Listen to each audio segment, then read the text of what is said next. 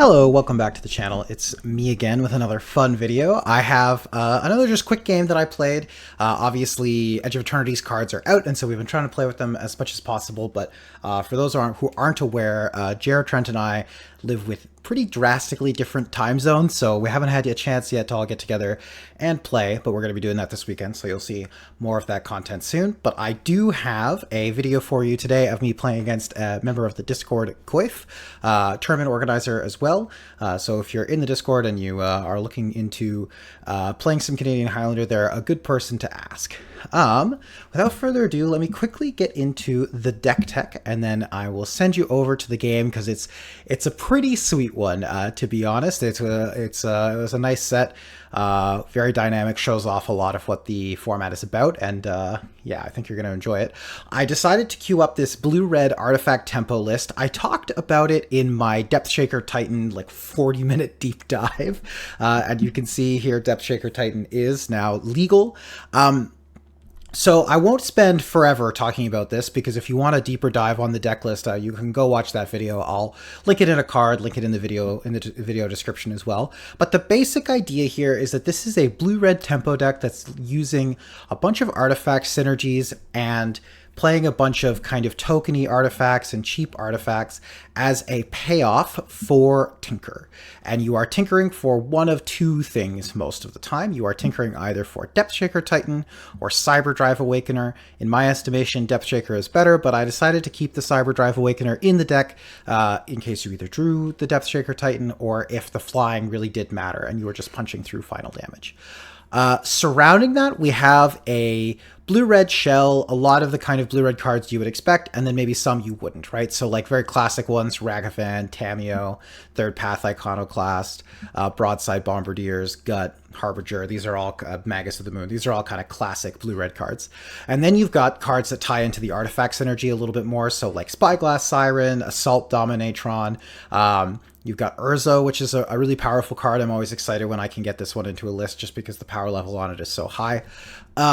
And then tying the room together, you've got a smattering of counterspells, really not very much, just the Forces, Metallic Rebuke, because it can often be cast for 1 mana, which is pretty high impact. Spell Pierce as a way to kind of give you a little bit of game against the combo decks, and Sink into Stupor, which is obviously just a nice double face card. And then I wanted to talk a little bit about this because I do think it's pretty interesting. The other thing that this deck has going on is that it's got a bit of a taxes or prison element to it. So obviously Magus of the Moon, Harbinger, classic ones, these are going to attack your opponent's lands. You're also playing Blood Moon. I also have started to include in my kind of fair, slightly aggressively bent decks, and especially the ones that include Urza Saga, this package of Vexing Bauble and Grafdigger's Cage. And the rationale for including these cards is that they are pretty low opportunity cost, particularly Vexing Bauble, right? Like this card just cycles for 1 mana if you need it to, and they have a really outsized impact against the decks that you want them against. So a deck like this is actually going to struggle against combo a lot of the time because your clock is probably not faster than their clock, and your counter magic is relatively limited, and they're already set up to play against counter magic relatively effectively. So the idea is that these are some cards that we can include in the deck relatively cheaply to try and give us a bit more, some more percentage points in those matchups. Relevantly, you might be saying, hey Liam, Grafdigger's Cage turns off Tinker, and you're right. Fortunately, we'll just sack the Grafdigger's Cage to the Tinker if that ever comes up. So ideally, that's not going to be too big a deal. But that's just one other thing I wanted to point out. I have these cards in the deck because I think, like, in particular, Cage, right, it stops Citadel Storm. It's also good against the other main combo decks in the format in the form of Lotus Breach, and it's also good against Flash Hulk. Vexing Bauble is a little bit more narrow. It's very good against Citadel Storm, and then it's like okay against Lotus Breach because it prevents them from casting the 0 mana artifacts. Not as useful against something like, say, Flash Hulk, but this one is even lower opportunity cost to include in your deck because it cycles. So I've put them both in here, and we'll see how they pay off. Other than that, yeah, I think it's a really sweet deck list. I really like the way that it has turned out. I've played 3 or 4 matches at this point with Depthshaker Titan, and honestly, so far my testing has been mixed. I'm not certain if this kind of archetype is 100% there yet. The biggest issue I've been running into is generating enough artifacts to make the Tinker viable payoff, but maybe there's more tinkering to do. Pun not intended, I guess. Please remember to like and subscribe if you enjoy the video. Comment below if you have other Edge of Eternities cards or decks that you want to see. We really appreciate it, and the engagement really helps.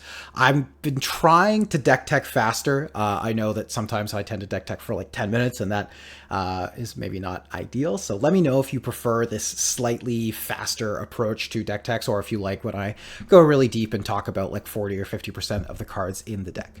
Without further ado, I'm going to throw it to the games. This is Blue-Red Artifact Tempo. Okay, getting into a match here with Goif, Discord player. Oh, my camera is in the wrong place. There we go. I have won the die roll. I will play first. Let's make this a little smaller. There we go. Okay, what does this hand do? It has all my colors, which is nice. It has no turn 1 play, and it has 4 lands, which is a little much, but I think this is a keep in the dark. If I knew what my opponent was playing, I would maybe think about mulliganing it, but yeah, it just seems good enough. It has a removal spell, it has 2 removal spells, has something to kind of start doing once I've played these, and it has Headliner Scarlet as a powerful kind of over-the-top play. So we'll just lead on island and pass the turn and suss out what's going on from there. This deck does want to be pretty proactive, so not having a turn 1 isn't amazing, but it could be worse. Okay, Verdant Catacomb pass. Okay, this worked out pretty well. So I'll play this Spyglass Siren, and I think I will just crack the map token right away. Sometimes you want to leave the artifact around, but I have nothing in my hand that really cares about the artifacts currently. Sink into Stupor. Do I want to keep Sink? Don't really know what my opponent is on. It's kind of enticing to draw next turn as something I can just hold up and then curve into Headliner Scarlet, but if my opponent's turn is just to kill my Spyglass Siren, then I'm not super thrilled with that line. But I think I do need to just keep it on top because it is a spell, which is good, and drawing a 5th land here would be like a little awkward. I think I want to just have 4, guarantee that I draw spells for a while, and get this Headliner Scarlet going, maybe. Okay, blue, black. A little bit concerning. So also, I guess I have a little bit of information. I don't know what Goif is playing, but I know the kinds of things they like playing. And they like playing like Citadel Storm as a deck that they've been playing a decent amount of. They're actually one of the people who was involved in creating that blue-white tempo deck that I'm a pretty big fan of playing, but obviously not on blue-white tempo here. Could also just be on like some kind of like controlling deck. Okay, so this here signifies pretty clearly to me at least that we're looking at Citadel Storm. So I'm just going to play land on my turn and hold up the Sink into Stupor. One of the things about Citadel Storm is that they actually like they're very good at presenting ways to kill you, but they're not very good at winning once their life total gets low. So I am probably next turn potentially, like I'm probably going to sink basically anything, and depending on what their turn looks like, I might they could be Time Vault as well. That's the other thing they could be. Okay, here's another Talisman. We'll accept Talisman. But yeah, assuming they're Citadel Storm, I just want to put as much pressure as possible, and I probably will just jam Headliner Scarlet next turn. Like, I'll cast Sink this turn on any target. Okay, well, I can't cast it on that, and this is going to go get Tinker. Yep. Okay, well, interesting. Okay, so we know they have Tinker in hand. I could cast Sync here and bounce a Talisman. The reason you would do that is it would make it so that they would have less resources when they go for Tinker, because they'd have to go... If I bounce Talisman, then on their turn they could go untap, play land, but it might force them to play the land before they resolve the Tinker. The other option, I guess, is maybe I'm overthinking this and I should just hold up Sync for another turn and hope that it's good enough. Yeah, okay. I'll make my decision based on what I draw. Okay, drawing Tamiyo makes me more interested for sure in just holding up Sync, because I have something that I can play with it. So I'll attack, put them to 13, and I will hope that the Sync is good enough to at least buy me a turn. It honestly very well might not be. The other thing you can do is let Tinker resolve, and then, yeah, okay, so here's the silence. So I will counter the silence because I'm sort of obligated to. But yeah, this is the thing that Citadel Storm does. They're very good at playing through counter magic in particular. So maybe I was just supposed to jam Headliner, put them at 9. Yep, so they're going to silence me. So they're going to be tinkering from 11 life here. It's not deterministic that they're going to kill me, but it's pretty hard for them to brick from this spot. 11 is pretty good. So, Chrome Mox, yep. Can I see the top of their deck? Forget. You may look. Okay, no, so I don't get to see it. So I can't narrate what they're doing. Okay, they're going to exile Teferi. They're going to preordain.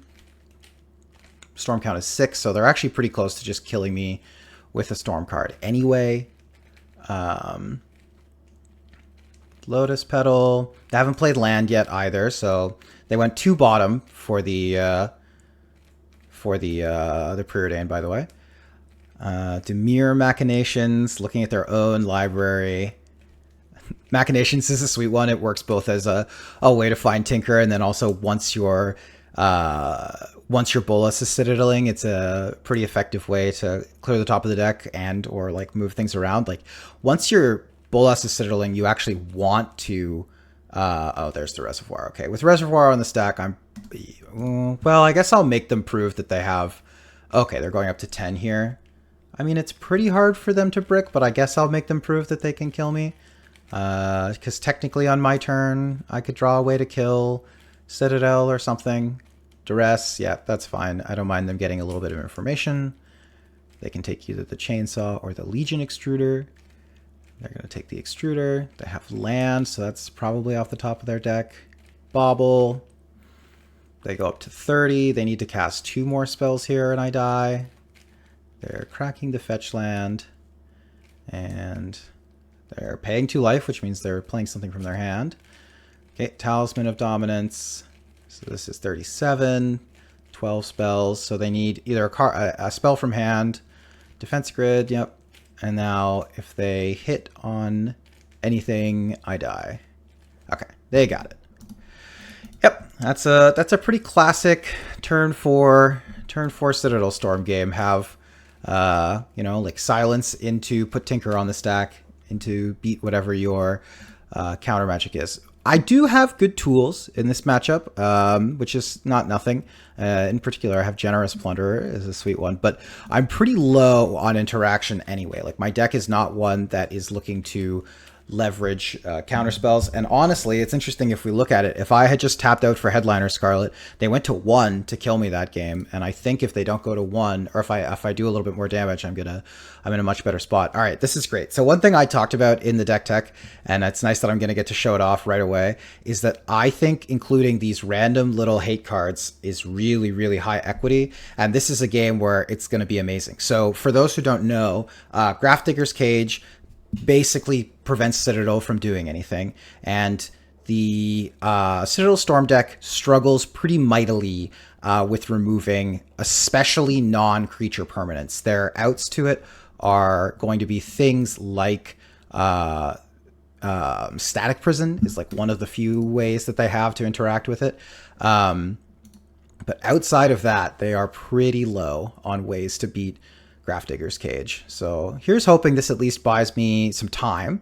That's mostly what it's in the deck to do. I also have a Force of Negation, which doesn't currently protect it, but hopefully the long term it might. One thing that is noteworthy is that I am myself trying to be a Tinker deck, and this Grafdigger's Cage does prevent my own Tinker from functioning. The way around that for me is that I get to sack my own Grafdigger's Cage to to Tinker if that's something that is important for me. Okay, so I get 2 energy here for my Assault Dominatron, and I'm really looking to draw a blue card to go with this Force of Negation. I've got good pressure now. Assault Dominatron is going to grow. I can play this Unlicensed Hearse, which is not in and of itself super effective, but it is going to add to the artifact counts and let me have this Galvanic Blast deal 4 sooner. Okay, here's Lotus Petal from my opponent. So they're at 5 mana now. They're cracking Lotus Petal for blue to cast Ponder. That's a good sign for me. This means that we are looking for a way to beat this Grafdigger's Cage, and they have shuffled their libraries. Yep, Talisman of Dominance. Okay, so that's blue mana, but they had to tap the Mana Vault to play that, so pretty good for me. Some of these decks are on Paradox Engine as well. I don't know if Goyf is or not also on Paradox Engine, but if they are, that's something that they could be playing towards, is working their way towards Engine, because that would be a way to get through this Grafdigger's Cage. The other part of this is I do get to start just like putting pressure on as well. That's not nothing. Okay, so Crystal Vein, Talisman of Hierarchy, played by our opponent here. Okay, blue card would be a great draw. Great Furnace is... it's not great, but... So on this, I'm just going to go for Shadow Spear, equip. I want just max pressure. Get the game over with as fast as possible. So I get to attack. And I would like to pay an energy. I will put a +1/+1 counter on my Assault Dominatron. Start getting in there. I also have Metalcraft online now for Galvanic Blast, which is good. So I need blue card or blue mana source to feel really good about this spot, because then I'll have, like, not unbeatable, but kind of close to unbeatable hate piece in play. And then I'll also have Counterspell for the other potential avenues. Okay, and my opponent is going for untapped Mana Vault on their turn, which is definitely good for me. And they even had to... Well, I think they might want to undo that if they can, but I think they took a point of damage to untap this Mana Vault, and I don't think they wanted to do that. Maybe I'm wrong?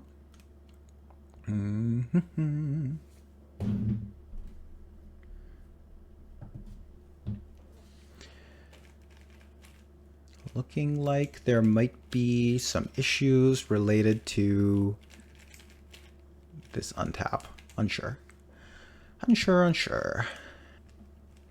Okay, there we go. So, turns out we just accidentally floated some mana, ended our turn. That's unfortunate. Hopefully that won't end up mattering. It obviously could, but... okay, so here, I'm just going to play my Unlicensed Hearse, start eating away at their graveyard. The one other way I can die is actually like a natural Stormline with Tendrils and Dark Ritual, which are cards in their deck, but I think that is unlikely at this particular juncture. So I have them dead next turn. I can start Unlicensed Hearsing to click away at their graveyard. They're going to take 1 damage from this Mana Vault. All in all, feeling pretty good about my spot. So they go to 7. There's even sequences here where I get to blast them in response to something if they take enough damage from their other spells. I'm also at 27, which doesn't matter for Aetherflux Reservoir, but does for Tendrils. It means that natural Tendriling me or just getting to a Tendrils kill is not as easy. Okay, Pentad Prism is fine. They have all their colors anyway, so it doesn't really matter. And I imagine, unless they have some kind of removal spell, that it's gonna be it here. I guess technically, yeah. I mean, if they have a removal spell for Assault Dominatron, yeah, okay. So that's game. We get to go to game 3. Grafdigger's Cage really pulling its weight there, and definitely showing why I think that including this like little package is pretty interesting in a lot of decks. Especially if you have ways to get rid of your own cage, or like obviously Vexing Bauble is another one that we'd love to see that just kind of colds their deck. And yeah. So now I'm on the draw, and now that I know what I'm playing against, I get to keep more specific hands. Like, for example, this hand, despite having Mystical Tutor, I think is a mulligan, because Flame Slash is a blank, so this is already a 6. Party Thrasher is not a fast clock. It does like kind of help you get to other things, and Mystical Tutor finding Tinker would be okay if I had things to tinker for, but I don't even have anything to tinker away. So this is a mulligan for me. I have just much better hands, and here is one of them. So Vexing Bauble, another pretty effective hate piece in this matchup. I think I'm just gonna chuck away the Unlicensed Hearse, and I have to decide whether I'm going to go for turn 1 Bauble, turn 2 Lorien, or if I want to go for turn 1 Seat, Cycle Lorien for Volcanic Island, dash Ragavan. I'll have to see which one I think is better. If I draw a land, then I'm obviously just jamming the Vexing Bauble. Ooh, Generous Plunderer is a great pickup. That's another one that's going to put a lot of pressure on quickly. Okay, so playing the Vexing Bauble is the more defensive line for sure. If I go for Lorien Revealed and then I like go for the Dash Ragavan line, they don't have basically anything in the way of removal. What are the odds they turn to me? Like, not very high at all. They also didn't put an artifact in play on turn 1, and they didn't tutor. All right, I'm gonna go for the slightly less defensive line, and if I die with Vexing Bauble in my hand, we can all laugh at me. But I think they're going for, I guess the other reason, actually, you know what? The other reason to do this is the other thing that they have access to are hand attack spells like Duress, Thoughtseize, Dreadfugue, Inquisition. And if I lose my Vexing Bauble to one of those, I'm going to feel kind of embarrassed. So maybe that was a reason to play this line differently. Yeah, maybe I wanted to put Vexing Bauble on just in play and not mess around with potentially getting it discarded. It just felt so low tempo to do, because then my turn 2 ends up being Cycle Lorien, Hardcast Ragavan, but maybe I'm overthinking it, honestly. Okay, Serum Visions from them. That's obviously pretty reasonable. We're not super concerned about the old visions. Bottom both. Okay, that's good for me. And it looks like it's going to be a pass out of my opponent. Okay, make sure I don't pass my turn without resolving my cycle. So yeah, we'll just get Volcanic Island. We do just want the mana right away. Draw Flooded Strand, as is tradition. But okay, so we're going to dash this Ragavan. Hopefully get to connect with it. And, you know, the more I think about it... Azorius Signet. All right, well, that's fine. The more I think about it, the more I think I like my line less. Because the Ragavan ends up back in my hand here anyway, and I don't know that I want to be paying to dash it every single turn. Like, okay, so here's a Brainstorm from my opponent. Sweet Final Fantasy art, though. Like, I'm probably not going to dash it next turn. What I'm probably doing next turn is just fetching Island, playing Magus of the Moon, and trying to be more of like a Hate Bears deck for this game. Okay, so Hallowed Fountain tapped. Okay, wow. This, I think, could end up... Oh, I got Thoughtseize the turn after I play Vexing Bauble. So I imagine they're going to take the Magus of the Moon here. It just looks stone unbeatable for them if I'm being totally honest. This Vexing Bauble is also hard for them to beat, though. Yep. Would love to draw a land. If I draw a land, I get to go Generous Plunderer, Ragavan, and then next turn slam Headliner Scarlet and really put the screws to my opponent. Yep, so they discarded the Magus, which makes sense. They just couldn't have beaten that one. I definitely lucked out. My line was wrong. I was supposed to play Vexing Bauble on 1 into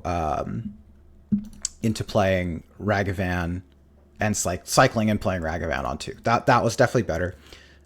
Certainly a misplay on my part, but you live and you learn. We will pay 2 life and deploy the Ragavan.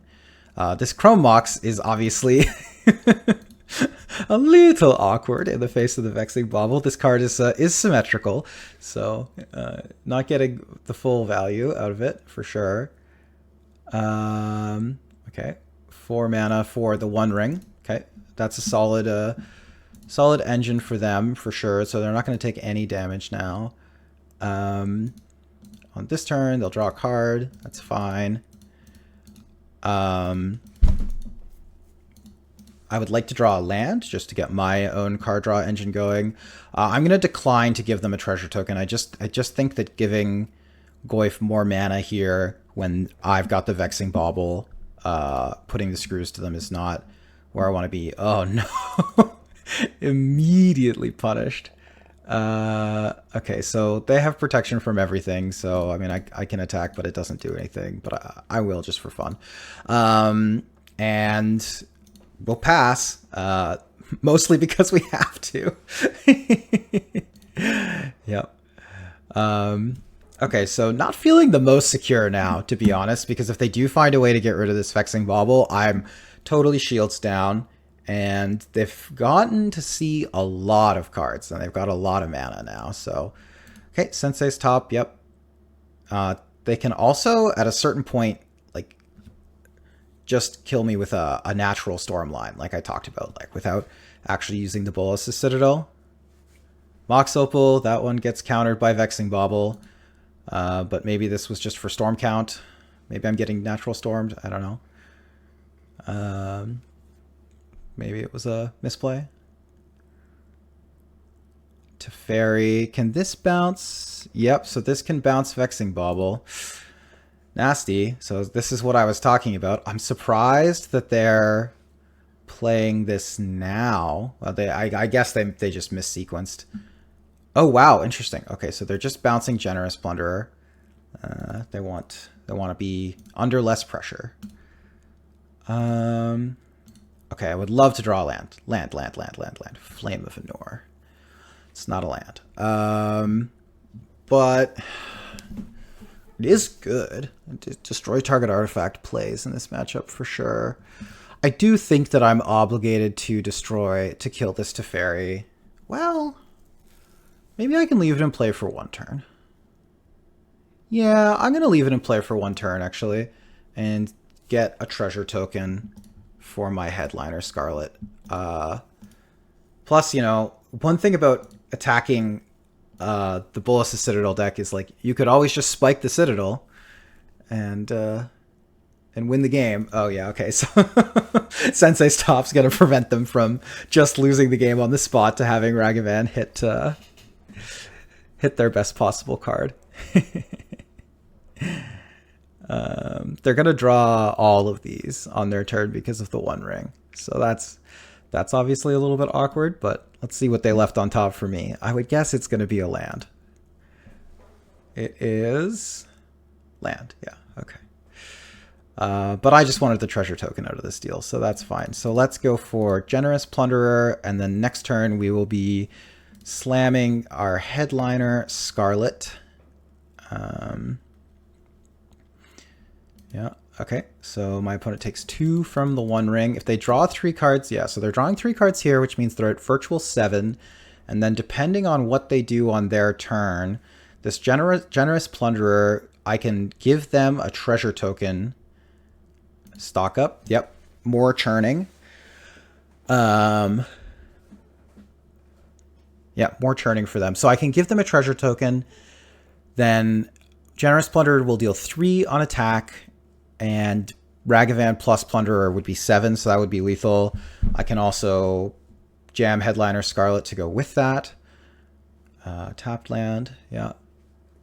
A card that would be, well, actually, you know, even balance is not that bad for me here. Talisman of Hierarchy. Yep, that's fine.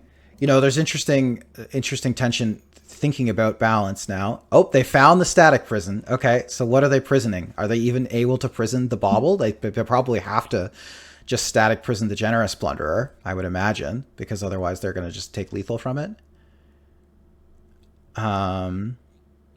That's my suspicion, at least. They're thinking about it. They're thinking about what they're going to target. Yeah, so they're targeting the generous plunderer. They've worked out that they just die, I think, if they don't. And what am I going to do? So I get to, they're going to go to 6 on their upkeep, so I can put them to 1 currently. Yeah, I mean, I think that's the play. Just put them to 1 and Cyberdrive Awakener. Can't cast that one, unfortunately. So that is a blank. Yeah, I mean, I think they also forgot to uptick to Fairy, so that's good value for me. Yeah, I'm just gonna jam Headliner Scarlet. And one thing I think I'm gonna do actually here is I'm gonna just play out this Mishra's Bauble and let it get countered by Vexing Bauble, Bauble on Bauble Crime. And the reason I want to do that is balance is one of the other cards my opponent can have. And if they balance me, I would like for them to not get to keep as many cards, because they're likely going to be the ones who have cards in hand at the end of the balance. And there's even an argument for ditching this Chrome Mox for the same reason. Yeah, I think I will do that, actually. Let it get countered. Just throwing away cards. Okay, so they go to 4. And they take 3 from their 1 ring, so they go down to 1. But they are drawing 4 more cards. They used their static prison on my generous plunderer instead of on my vexing bauble. And I think there are other ways to kill bauble in the deck, but I'm honestly not certain. They also now, in order to Citadel, like Citadel is kind of turned off for them. They basically have to find a way to kill me with a natural tendrils of some sort, and they can also not cast any free spells in the process of doing so. Okay, yep, Reservoir is one of the ways that they can start kind of climbing back into this and being able to survive a few more turns. I've got Flame of Venor to kill it on my turn, which is good. So they have 3 mana of Aetherflux mana, so it's some. So they get to gain, what is it, 3 life here? They go to 3. They're taking 4 from this 1 ring already. So, and I'm going to be able to destroy the Aetherflux Reservoir, so they can't cast spells in their upkeep either. Opt, yeah. So they're going to go up to 6, and then if they have another discard spell here, actually, maybe they can live. What's the math on that? If they have discard spell, they gain 4 up to 10. They have land. Yeah, land and another spell, so they're going up to 10. Oh, they're churning. Yep, up to 10. And now, do they have... So I think they're officially alive at this point because they're going to 6. Yep, yeah, okay. They have baubles to gain life. Man, if I just die, that would be impressive. Okay, so they're going to 15. 15 is what they're getting to. Okay, now they cast the LED too. They decide they just want the life. And I think that's right. I think that's a good play. Yeah, all the churning has been valuable for them. Okay, so Headliner Scarlet. Price of Progress is a card that just ends the game on the spot, by the way, that's in my deck. Yeah, okay, so we'll play this island from the top of my deck. This battlefield is getting kind of hard for you to see. Let me shrink the battlefield a little bit just so that you can see it a bit better. Okay, I will start with an attack. The Teferi just doesn't matter, so all that matters is their life total. Let's hit them, see what we flip with the Ragavan. So it's a land, so it's nothing. And now I can go for a Flame of Anor, cast, choose modes, destroy target artifact. And I will destroy this Aetherflux Reservoir. And then on my turn, I actually can Cyber Drive Awakener next turn, which is, it's a decent chunk of damage. It's not lethal, I don't think, but it's not bad. It's 8 more. Yeah, it's plus 8 damage because I can play this land. Okay, yep, my opponent is burdening up. This is a pretty crazy game, I gotta say.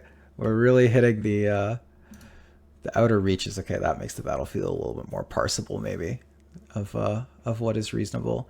The big thing for them is, okay, so Wishclaw Talisman means they can get anything. So if there is a way for them to wiggle out of this in their deck, obviously the Wishclaw gets it for them. But as far as I know, I thought that this Static Prison card was the only one that would be an out to an artifact. And maybe I'm wrong, and if I'm wrong, I'm about to find out right now.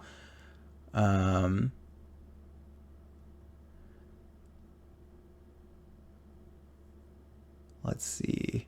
Okay, so they do have a prismatic ending. Okay. So I will sacrifice this. I might as well. Vora, that doesn't do anything. And because there's a Teferi in play, drawing a counterspell didn't do anything anyway. All right, so if they can kill me, I'm dead. Obviously, if they have the ability to lethal me, they do have 9 cards and basically all of the mana in their deck. So definitely very live for me to die here. I imagine Tinker is a card that was just in their hand. Yeah, Mystical, and then we can draw Tinker with Bolus's, or we can draw Tinker with Sensei's top, but that gets rid of the top. Yep. So they get to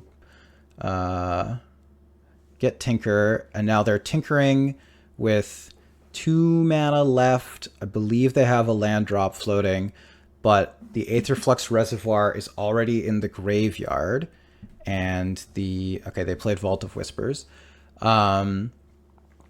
And so that matters a fair amount because it locks them out of... Oh, maybe they've got Paradox Engine that they're going for instead? Maybe that's why you would pay more mana? I imagine you tinker away the One Ring here.